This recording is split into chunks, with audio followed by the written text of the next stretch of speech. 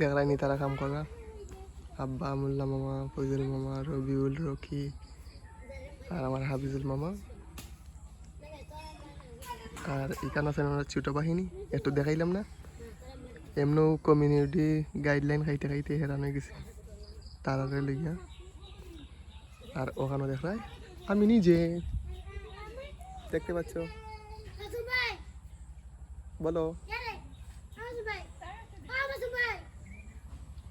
ভিডিওটা পাবলিক করবার জন্য ওনাকে ফুল তুলতে পারলাম না